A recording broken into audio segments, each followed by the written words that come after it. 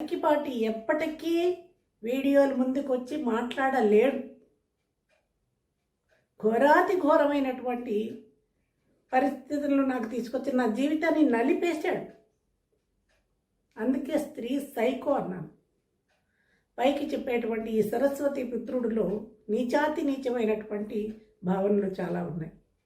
అయితే ఇంకొకటి కూడా చెప్పాలి. తప్పు చేసినది 40 ఏళ్ల క్రితం. అప్పటికి సరస్వతి పుత్రుడు కాదు, సామాన్యమైనటువంటి వ్యక్తి, నీచమైన భావనలు ఉన్నటువంటి ఒక దుష్టుడు. దుష్టత్వంతో నన్ను చూశాడు, నా జీవితాన్ని తగలబెట్టాడు, నాశనం చేశాడు. ఇప్పుడు సరస్వతి పుత్రుడు, ఇప్పుడు జ్ఞానం వచ్చింది. ఇప్పుడు అలాంటి వెర్రి పనులు చేయకపోయినా లోపల ఉన్నటువంటి ఆ స్త్రీ పట్ల ఉన్నటువంటి ఒక ఏహ్యమైనటువంటి చాలా అసహ్యకరమైనటువంటి భావనలతోటే ఆ స్త్రీలను అలా విమర్శిస్తాడు. లోపల ఉన్న వ్యక్తి గురించి మీకు తెలియదు. అది మీడియా ముందు కాదు, ప్రపంచానికి చెప్పేటువంటి విషయాలు కాదు. భర్త ఎలాంటి వాడు భార్యకి మాత్రమే తెలుస్తుంది, తల్లికి కూడా తెలియదు. ఇక్కడ భార్య అని నేను అనట్లేదు, అది చాలా నీచమైనటువంటి పదం నా దృష్టిలో, నా విషయంలో. అక్కడ ఏం జరిగింది అనేటువంటిది సూక్ష్మంగానే చెప్తాను, లెంగ్తీగానే చెప్పాను. వ్యామోహంతో జరగలేదు అది. రావణాసురుడు సీతను ఎత్తుకెళ్ళాడు, తీసుకెళ్ళి రాక్షస స్త్రీలని కాపలా పెట్టాడు. ఎందుకు ఆమెను మనసును మార్చండి అని. సీతాదేవి అక్కడి నుంచి ఎక్కడికి పారిపోతుందండి? ఎక్కడికి తీసుకొచ్చాడో తెలియదు. ఎలా పెడుతుంది సీత? ఎక్కడికి పెడుతుంది? చుట్టూ రాక్షసులు ఉన్నారు కదా. నా పరిస్థితి అదే అయ్యింది. నీకు నిజాలు చెప్తున్నాను నేను. వరంగల్ జిల్లా నర్సంపేట తాలూకా ఖానాపురం నేతాజీ గురుకుల విద్యాలయం, ఇప్పటికీ అది రన్నింగ్. ఎవరికైనా డౌట్ ఉంటే వెళ్ళి చూడొచ్చు. అక్కడ పొలాల మధ్యలో స్నేహితులతో కలిసి ఈ దుష్టుడు ఒక స్కూల్ పెట్టాడు. ఇదే నేతాజీ గురుకుల విద్యాలయం. స్కూల్ రన్ చేస్తుంటే నాకు చిన్నప్పటి నుంచి ఇవి మా 18 పురాణాలు చదివేయడం చాలా గౌరవంగా ఉండేదాన్ని. గౌరవంగా మాట్లాడేదాన్ని. ఏమయ్యా ఏంటి అంటూ మాట్లాడేదాన్ని. వీళ్ళన్న చాలా అందమైనటువంటి వాడు. మా మామగారు చాలా అందమైనటువంటి వాడు. మా అత్తగారి రూపమే ఈ గరికిపాటికి వచ్చింది. ఆయనతో నా వివాహం అయింది, కానీ కుటుంబాల మధ్య విభేదాల వల్ల పెళ్ళైన 3వ రోజు నుంచే నన్ను పుట్టింటికి వెళ్ళనివ్వలేదు. మా ఇద్దరి మధ్య ఎప్పుడైనా గొడవ వస్తే మీ నాన్నది మా నాన్నది అనుకోవడమే తప్పితే మా ఇద్దరి మధ్య గొడవలు లేవు. ఎందుకంటే మాది అన్యోన్యమైనటువంటి దాంపత్యం, మంచి జీవితం నాది. చాలా ఇష్టం ఉండేది. అందరం ఇద్దరిని చూసి చక్కటి జంటను ముచ్చటపడేటువంటి వాడు. అప్పటి నుంచి దుష్టమైనటువంటి కన్ను వేశాడు ఈ దరిద్రుడు. నేను ఖాళీగా ఉన్నాడు, ఉద్యోగం లేకుండా. మీ అన్న ఉద్యోగం ఇచ్చి చూడబయ్యా, నువ్వు స్కూల్ పెట్టావు కదా అని నా కర్మ కాలి అడిగాను. ఉద్యోగం ఇప్పిస్తానని తీసుకెళ్ళినటువంటి ఈ మనిషి అదే సమయానికి ఒక 4 రోజులు ఉద్యోగం చేస్తూ ఉండగా వీళ్ళన్నకి ఉద్యోగం విశాఖపట్నంలో వస్తే జాయిన్ అవ్వడానికి పెడుతుంటే నేను కూడా పెడతాను, నేను ఇక్కడ ఉండను, వస్తానని ఆ మనిషిని పట్టుకుని ఏడిస్తే ఈ నీచాతి నీచుడు ఏమన్నాడు, ఇద్దరు ఒకసారి వెళ్ళిపోతే ఇక్కడ టీచర్లు తక్కువ అవుతారు, అది 5వ క్లాస్ ఉన్నటువంటి చిన్న స్కూలు, నా అవసరం లేదు. కానీ అన్నకి మాయ మాటలు చెప్పి నేను వారం రోజులు ఒక 10 రోజుల్లో చూసి నేను పంపిస్తాను, నువ్వు ఉంచు అంటే వేరే క్యాస్ట్ వాళ్ళైతే గుంజి లెంపమీ కొట్టి నా పిల్లలు ఇక్కడ ఎందుకు ఉంటుందిరా అని పట్టుకెడతారండి. మేము బ్రాహ్మణం కదా. అటువంటి అది ఆ పొగరనండి, లేకపోతే ఆ ధైర్యం బానంటే అది లేదు. ఆ ధైర్యమైనటువంటి ఆలోచనలు వాళ్ళకి రావు. బ్రాహ్మడు తెలివైన వాడు, కానీ భయస్తుడు. పైగా ఈ అన్నగారికి తమ్ముడు పట్ల అపారమైనటువంటి నమ్మకం. తమ్ముడే కదా ఉన్నాడు వాడు, నీకెందుకు భయం, ఈ అడవి అయినా పర్వాలేదురే అని నాకు నచ్చ చెప్పి నన్ను వదిలేసి వెళ్ళిపోయాడు. కానీ కూడా తీసుకెళ్తే ఇంత బాధ ఉండకపోను. కానీ నా కర్మ అది కూడా. ఇప్పుడు సత్యనారాయణ గారు మొదలప్పుడు సత్యనారాయణ గారు చెప్పారు చూసారా, గత జన్మవేవో ఉంటాయి, ఆ కర్మలే నడిపిస్తాయి. ఈయన వెళ్ళిన 2వ రోజు నుంచే వీడు ప్రవచనాలు మొదలెట్టాడు నా దగ్గర. నేను తల్లితో సమానం ఏం మాట్లాడుతున్నామంటే అక్కడ జరిగిన వెర్షన్స్ని పద్మావతి గారు పర్సనల్గా చెప్తాను, వీడియోలో చెప్పలేదు. అక్కడ వ్యామోహంతో కూడినటువంటిది కాదు. ఎందుకు ఏం జరిగింది అనేది తర్వాత చెప్తాను. గతం అయిపోయిందండి. పాపమో పుణ్యమో క్రితం జన్మ పాపాన్ని నేను కూడా అనుభవించబట్టే కదా ఈ జీవితం ఇలా అయింది. లేకపోతే ఆ మనిషితో ధర్మంగానే బతికి హాయిగా నాకు పెళ్ళిళ్ళు, పూజలు, నోములు, వ్రతాలు ఇష్టం, మనస్ఫూర్తిగా ఇష్టం. అన్నింటినీ కోల్పోయాను, నా కర్మ, వీడి పాల్పడ్డా. కానీ నా జీవితం చివరి వరకు నన్ను నలిపేసాడండి. ఒక స్త్రీని హీనంగా నన్ను ట్రీట్ చేశాడు. ఇది కూడా నేను వీడియో ముందు చెప్పలేను. మీరు మీ నంబర్ ఇచ్చో ఎక్కడున్నారో చెప్తే నేను మీకు పర్సనల్గా చెప్తాను. అప్పుడు గరికపాటి నిజస్వరూపం మీకు అర్థమవుతుంది. ఆయన వీడియో ముందుకి జీవితంలో రాడండి. నా ఎదురుగా కూర్చుని నేను చెయ్యలేదని చెప్పమానండి. ఆయన చేసిన దుష్ట చర్యలన్నీ నేను బిట్టు నేను రెడీగా ఉన్నాను. అంత నేను నిజాయితీగా ఉండి ధర్మంగా ఉండబట్టే ఇవాళ భగవంతుడు నాకు ఇల్లు ఇచ్చాడు, నాకు ఉద్యోగం ఇచ్చాడు, నా చుట్టూ మంచి సర్కిల్ ఇచ్చాడు. భగవంతుడి బ్లెస్సింగ్స్ నా పట్ల ఉన్నాయి. ఆధ్యాత్మికమైన జీవితంలోనే వెడుగుతున్నాను. ఇప్పటికీ నాలో కాముకత్వం లేదు. అటువంటిదే ఉంటే నేను ఎప్పుడో నాశనం అయిపోదునండి. నేను ఇప్పుడు కూడా వీడియోలు చూడట్లేదు, నేను కామెంట్లు చూడట్లేదు. ఎందుకంటే నేను హర్ట్ అవుతాను. నేను సుఖంగా బతకాలనుకుంటున్నాను. ఎందుకంటే ఎవరి ఇష్టం వచ్చినట్లు వాళ్ళు వెళ్తారు. అది వాళ్ళ చెల్లెలకో వాళ్ళ అక్కకో జరిగిన అన్యాయం అయితే అలా మాట్లాడతారు. ఎవడైనా విమర్శ కూడా మంచి విమర్శ చేయాలి, మంచి పదాలతో విమర్శ చేయాలి. ఎవరికి వచ్చినట్టు వాళ్ళు. మా ఫ్రెండ్స్ చెప్తుంటే విని నేను వద్దు చెప్పొద్దు అని నేను వినటం లేదు, చెప్పకపోవడం. అటువంటి పరిస్థితుల్లో చాలా హీనం చేశాడు గరికపాటి నా జీవితాన్ని. అన్నీ భరించాను. ఎక్కడ ఎంతవరకు అంటే పిల్లల్ని చూసుకుంటున్నాను, ఇంటి బాధ్యత లేకపోయినా, ప్రేమలు దోమలు నాకు మనిషి అంటే అసహ్యం, పరమాసహ్యం. వెళ్ళిపోయే పరిస్థితులు ఎక్కడికి వచ్చాయంటే మనిషి ఎదిగి అవధానాల స్థాయి దాకా వచ్చాక సమస్యాపూర్ణాలు మా ఇద్దరు ఈ బ్యాడ్ రిలేషన్ మీద ఇస్తున్నారు. అక్కడ మొదలైంది. ఈయనే చెప్పాడు, మా అమ్మ నిన్ను వదిలించుకోమంది అన్నాడు. మీరు నమ్మినా నమ్మకపోయినా నేను నమ్మినటువంటి భగవంతుని మీద సాక్షిగా చెప్తున్నా, నా మీద చేతబడి ప్రయోగాలు చేయించారు తల్లి కొడుకు. ఆ ప్రభావం ఉందో లేదో అవన్నీ నేను చెప్పలేను. ఎందుకు చేస్తున్నా? నీ మేలుకోరి, నా మేలుకోరి చేతబడి ప్రయోగాలన్నీ చేయించాడు, నా చేత చేయించాడు. ఇప్పుడు అన్నీ ఏమీ లేవు అని అబద్ధాలు చెప్తాడు, వాటి మీద నమ్మకం లేదంటాడు. అప్పుడు ఆ మనిషి చేసినటువంటి పని. ఇప్పుడు నేను చేస్తున్న ఈ వీడియో మిమ్మల్ని మా ఇంటికి తీసుకొస్తాను రండి పద్మావతి గారు. నా ఇంటి చుట్టూ నేను మాట్లాడుతుంటే అందరు దేవతల ఫోటోలు ఉన్నాయి. వాళ్ళు ఎదురుగుండా మాట్లాడుతున్నారు. నిజమే మాట్లాడుతున్నది, తప్పు మాట్లాడాల్సిన అవసరం ఏముందండి. ఇంకా నీచమైన పనులు చేశాడు. సాగర ఘోష ఆ కావ్యం కాపీ చేస్తుంటే అది ఒక ఊతు ఘోష.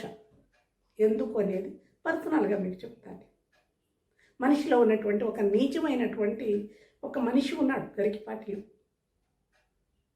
అందువల్ల అది చెప్పడానికి చాలా అసభ్యకరమైనటువంటివి. నా గ్రహస్థితి బాగోక నా కర్మకాలి వీడి పాల్పడ్డారు. ఊళ్ళో వాడండి, పక్కింటి వాడండి. అరే సంప్రదాయమైన కుటుంబంలో పుట్టి పెరిగిన నేను ఇలా దగా చేయకూడదు అనుకున్నాడా? చేసేసాడు, అయిపోయిందండి. పిల్లలు ఇవన్నీ కూడా నిజమే, కర్మ అంటున్నాను కదా. అది ఎప్పుడో అనుకోకుండా పుట్టినటువంటి పిల్లలే. కానీ ఈ దౌర్భాగ్యుడితోటి నాకు ఎక్కువ అనుబంధాలు లేవు. ఆయన కవిత్వం, ఊర్లు తిరిగాడు, స్వార్థంలో బతికాడు, అయిపోయింది. పిల్లల్ని పెట్టుకుని బతుకుతూ ఉన్నాను. పిల్లల ఫ్యూచర్, ఇంటి బాధ్యత తీసుకొని నన్ను ద్వేషించకుండా ఉంటే ఇవాళ ఇవన్నీ బయటకు వచ్చేవి కాదు. సమస్యాపూర్ణాలు వాళ్ళు అలా ఇస్తే నా బాధ్యత అండి. ఈశ్వరి నువ్వు, మా పేరు కామేశ్వరి, మా అమ్మ నన్ను ఈశ్వరి అనేది. ఈ మహానుభావుడు అలాగేనేవాడు. నువ్వు చచ్చిపో, గంధపు చెక్కలతో కాలు పెడతానన్నాడు. నేను ఎందుకు చచ్చిపోవాలి పద్మావతి గారు? నేను ఏం తప్పు చేశారని చచ్చిపోవాలి? చచ్చిపోయాక ఏ చెక్కలతో కాలబెడితే ఏంటండి? చావునన్నా చావు, ఇంట్లో నన్ను చనిపోయి నీ కారణంగా నా అభివృద్ధి పోతుంది. మా అమ్మ నిన్ను వదిలించుకోమంది. అది ఏమి తల్లండి? ఆవిడికి కూతుళ్ళు లేరు. చచ్చిపో అంటాడా? చచ్చిపో అంత నేను వెళ్ళిపోదునండి, పిరికితనన్నాను. కానీ నాకు 2 పిల్లలంటే ప్రాణం. నోములు చూస్తే నోములు నోస్తే పుట్టిన పిల్లలు వాళ్ళని వదులుకుని నేను ఎక్కడికి పెడతాను చెప్పండి? నన్ను బతుకనివ్వలేదండి. ఇంకా నీచమైన పనులు చేశాడండి. అవి నేను పర్సనల్గా చెప్పలేను. వెళ్ళిపోయే పరిస్థితిని తీసుకొచ్చాడు. నన్ను అమ్మేశాడు. ఏం చెప్పమంటారు? ఏనువైపోయింది జీవితం. బతుకు దుర్భరం అయిపోయిందండి. పిల్లల్ని పెట్టుకుని బతకాలి. పిల్లల చదువులు, భవిష్యత్తులు, పెళ్ళిళ్ళు అవ్వవేమో, నా బ్యాడ్ రిలేషన్ తోటి పెళ్ళిళ్ళు అవ్వవేమో వెర్రి దానిలా ఆలోచించాను. కానీ కాలం మారింది. కాలంతో పాటు వీళ్ళకి పెళ్ళిళ్ళు అవుతాయి అనే ఆలోచనే నాకు రాలేదు. పిచ్చిదారులైనా ఆలోచించి వెళ్ళిపోవాలనుకునేటువంటి అనుకోని పరిస్థితిని, ఆ వెళ్ళిపోయే పరిస్థితులను కూడా ఈ దుష్టుడే ఏర్పాటు చేశాడు. ఇవన్నీ వ్యక్తిగతంగా చెప్పవలసినటువంటి, ఎందుకు వెళ్ళిపోయాను, ఎలా వెళ్ళిపోయానో కూడా చెప్తాను. కాముకత్వం అటువంటి లక్షణాలు నాకు లేవు. ఉంటే వాడు అన్న నుంచి దగా చేసి తీసుకొచ్చినప్పుడు ఈ దరిద్రపు మొహంతో నేను సంసారం చేయలేను, ఉండలేను. నేను అవధానిని చేస్తాను. సొసైటీలో స్త్రీ అవధానులు లేరు. నిన్ను మహా గొప్పదారి చేస్తాను, ఎమ్మెల్యే చేస్తాను, లెక్చరర్గా నీ బతుకు నువ్వు బతకచ్చు అంటే వెర్రిదాన్ని. కాకపోతే సంసారం ముఖ్యం అనుకున్నట్టు వెళ్ళాలి కానీ చదువుకొని, నాకు చదువు అంటే చాలా ఇష్టం, చదువుకోలేదు, 10th చదివాను, చదివిస్తానంటున్నాడు, అవధానాలు చేయిస్తానంటున్నాడు అని పిచ్చిదాన్ని నేను లొంగింది అదే ఒక్కదానికి భగవంతుడు సాక్షిగా చెప్తాడు. అవధానాలు చేయించాడా? ఇద్దరం ప్రయాణం చేస్తుంటే అనుకోకుండా మొహం ఇలా పెట్టు కూర్చుంటే ఒక పద్యం వచ్చిందండి. చిరునవ్వులకు మోమున చిరునవ్వే కానరాదు, చింతేలనుకో పరులన్న మాటలన్నీయు చిరునవ్వుతో స్వీకరించి చింతను విడుమా. కంద పద్యం అండి. లక్షణాలన్నీ కరెక్ట్గా ఉన్నటువంటిది అప్పటిదకి రాసుకుంటూ నేను నేర్చుకున్నా, తెలియమే చేస్తానండి. ఛందస్సు వచ్చు, అది ఎందుకో నోటి నుంచి వస్తే అక్కడ టిక్కు పెట్టాడు. నన్ను మించి ఇది పెద్దదైపోతుంది అనుకుని అక్కడి నుంచి హీనాతిహీనంగా నన్ను తొక్కాడండి. వెళ్ళలేకపోయాను. ఎందుకు అంటే పిల్లలు. నిజంగానే నేను కాముకురాలని అయితే, అదే ఆలోచన ఉన్నదైతే ఈ దరిద్రపు మొహంతో నేను అక్కడ ఉంటానండి. ఎప్పుడో పోదు. వచ్చిన గవర్నమెంట్ ఉద్యోగానికి వెళ్ళనిచ్చాడు కాదు, ఉన్న ఆస్తి ఇలా చేస్తాడు. పిల్లల నుంచి వదలకి ఏం చేయనండి, వాళ్ళ భవిష్యత్తు బాగుండాలి. పిల్లల్ని ఎంత హింసించాడో మా గురజాడకి గుర్తులేదు. మా స్త్రీ వాడు దేవుడు అండి, పిచ్చి వెదమవాడు. వాడిని ఎంత హింస పెట్టాడు. పిల్లలు మమకారం ఉన్న మనిషి కాదండి, స్వార్థం. తనే గొప్పవాడాడు. తన కీర్తి వీటి కోసమే పాకులాడాడు. నాతో దెబ్బతిని ఉన్నాడు కాబట్టి ఆ శారద దగ్గర నోరు మూసుకుని ఉన్నాడు. శారదకి పిల్లలు ఎందుకు పుట్టలేదు? మీరు అన్నమాట పాయింట్ కరెక్ట్.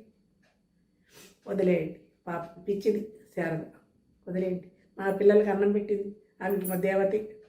కానీ వీడు నీచుడండి. ఇవాళ సరస్వతీపుత్రుడే జ్ఞానం వచ్చాక తప్పులు చేయకపోయినా పాతది గుర్తుపెట్టుకొని ఒళ్ళు దగ్గర పెట్టుకుని మాట్లాడాలి కదా. అహంకారం అండి. అహంకారంతో మాట్లాడి ఆ అహంకారంతో నేను నా మీద క్రిమినల్ కేసు పెట్టాడు. ఆ రోజు క్రిమినల్ కేసు పెట్టకుండా ఉంటే ఇంత రచ్చ అయ్యేది కాదు. ఏమనుకున్నాడంటే ఆడది నన్నేం చేస్తుంది అనుకున్నాడు. అధికార మదం, ధన మదం, పొగరు, పుట్టినప్పటి నుంచి ఉన్నటువంటి పొగరు. ఆ ఇంట్లో అందరికీ ఉంది ఆ పొగరు. దాంతో క్రిమినల్ కేసు పెట్టాడు. ఆ క్రిమినల్ కేసు వల్ల నేనేదో బాధపడి 2 పద్యాలు పెట్టుకోవాల్సి వస్తే అది ఇవాళ అందరికీ ఆధారమై నన్ను అడ్డు పెట్టుకుని వీడియోలు చేస్తున్నారు. 9 నెలల క్రితం నేను పిల్లల కోసం బాధపడినటువంటి వీడియోలు 9 నెలలు ఎవరైనా పెట్టారండి? ఇవాళ ఎందుకు బయటకు వచ్చాయి? అభిమానులు ఉంటే అభిమానం పెట్టుకోండి, కానీ తెలియని వాళ్ళకి కూడా వాళ్ళు ఈయన ఇలా అని చెప్పినట్టుగా నిమిషానికి ఒక వీడియో చేస్తున్నారు. నీచమైనటువంటి కామెంట్స్ నేను వినట్లపాక. ఇంకొకటి, ఏ కామెంట్ నాకు తాకదండి. నేను ఆ బోర్డర్ దాటేసాను. అతీతమైనటువంటి మనస్సు అయిపోయింది. భగవంతుడు ఒక్కటే. ఇంత పుణ్యం సంపాదించుకోవాలి, వచ్చే జన్మన్నా నేను కాస్త మంచిగా బతకాలి అనుకుని నిరంతరం భగవద్ధ్యానంలోనే, ఆధ్యాత్మికమైన తత్వంలోనే పెడుతున్నా. ఇలాంటి వీడియోలు 100 వచ్చినా 100 కామెంట్స్ వచ్చినా నా శిష్యులు నాకు నమస్కారాలే పెడతారు. నేనేంటో వాళ్ళు చూస్తున్నాను. 2001లో బయటకు వచ్చానన్నాను. అప్పటి నుంచి ఇప్పటికీ నేను ఒక్కదాన్నేనండి. నా జీవితం 2004లో నేను హైదరాబాద్ వచ్చాను. నా చుట్టూ ఉన్న వాళ్ళని అడగండి, నేను ఎలా బతుకుతున్నానో అడగండి. 4 క్రితం అరకు వ్యాలీలోని అల్లూరు సీతారామరాజు స్కూల్లో ఈ రాక్షసుడే తీసుకొచ్చి నన్ను జాయిన్ చేశాడు. అక్కడికి వెళ్ళి బతుకు అని అంటే నేను వెళ్ళిపోవటమే మనిషికి కావాలి కాబట్టి అక్కడి నుంచి నేను డైరెక్ట్ హైదరాబాదే వచ్చి బతికాను. ఒక్కదాన్ని బతుకుతున్నానండి. 24 సంవత్సరాలుగా కష్టము నిష్ఠూరము పంచుకునే వాళ్ళు ఎవ్వరూ లేరు. ఇప్పటికి కూడా స్నేహితులు కానీ ఆత్మబంధువులు నాని చుట్టాలు మొత్తం పుట్టింటి బలగం చాలా ఎక్కువ ఉంది. ఎవరికీ తెలియకుండా అడవిలో బతుకుతున్నట్టు బతుకుతున్నా. నేను బతుకుతున్న అడ్రస్ ఎవరికి ఇవ్వలేదు. ఎందుకంటే ఎవరికి నిజమైన ప్రేమ ఈ కారణంగా అందరూ నన్ను ద్వేషించి దూరం పెట్టారు. అందరికీ వీడి మీద వ్యామోహంతో వచ్చన్నారు. వ్యామోహం పడడానికి ఏముంది మేడం? పద్యాలకి పాటలకి వ్యామోహం పడతారా? నేను కూడా పాడగలను, నాకు కూడా పద్యాలు రాయడం వచ్చు. ఇప్పుడు ఆసులుగా చెప్పమన్నా మీ మీద చెప్తాను. ముళ్ళపూడి సత్యనారాయణ గారి మీద కూడా చెప్పగలను. భగవంతుడు ఆ శక్తిని నాకు ఇచ్చాడు. అయితే జీవన పోరాటంలో ఒక స్త్రీని కదా, నా బతుకు నేను చూసుకోవడం, నేను కవిత్వం మీద దృష్టి పెట్టలేదు. పెట్టి ఉంటే నేను కూడా ఇలా చెప్పగలను. అదే ధ్యేయంలో ఉన్నాడు కాబట్టి ఆయన చెప్పాడు. ఎవరికైనా స్త్రీకి ఎవరికైనా అటువంటి అవకాశం ఉంటే వాళ్ళు కూడా గొప్పవాళ్ళు అవ్వగలరండి. మంచిది. సరస్వతి పుత్రుడు అలాగే ఉండాలి. కానీ భిన్నమైన ఆలోచన చేసి అహంకారానికి పోవడం వల్లని అయితే ఇక్కడ ఒకటి జరిగింది. నేను ఏది జరగకూడదు అనుకున్నానో అదే జరిగిందండి. నా పిల్లల భవిష్యత్తు దెబ్బతినకూడదు, వాళ్ళ మనసు బాధపడకూడదు. ఎస్పెషల్లీ మా గురుజాడ వెరీ షార్ప్, చాలా తెలివైన వాడు. వాడు 4 సంవత్సరాలకే రేడియోలో 200 పద్యాలు చెప్పాడండి. వాడిది చాలా మంచి గొంతు. ఒక రోజున వాడు కూర్చోబెట్టుకుని నారాయణతే నమో నమో అంటూ అన్నమయ్య కీర్తనతో చక్కగా పాడుతున్నాడు. ఈ దుష్టుడు వచ్చి ఇద్దరిని చిత్తగొట్టినంత పనిచేశాడు. కొట్టట్లేండి, అంత సత్తా లేదు. ఇంట్లో సంగీతం వినపడితే చంపేస్తానన్నాడు. ఎంత దుష్టత్వం అండి. సంగీత కుటుంబంలో పుట్టి పెరిగాను నేను. 25 సంవత్సరాలు నోరు మూసుకున్నాను. కానీ ఒకే ఒక్క పాట వీడు రాసినటువంటి పాట వల్లని నేను బయటికి రాగలిగాను. అది అమ్మవారి కటాక్షమే అనుకుంటాను. జరిగిన కథ ఏమన్నా ఉంటే చెప్తున్నాను కదా, మిమ్మల్ని మా ఇంటికి తీసుకొస్తాను, రండి. నా ఇల్లు చూడండి, నా జీవితం చూడండి, నేను ఎలా బతుకుతున్నానో చూడండి. నా ఆధ్యాత్మికమైనటువంటి ఒక ఋషిగా బతుకుతున్నానండి. వేషధారణ ఋషి కాదు. ఎందుకు 65 సంవత్సరాలు 66 దాటిపోతున్నాయి నాకు. నేను ఉద్యోగం చేసుకుంటుంది కానీ దారి లేదు.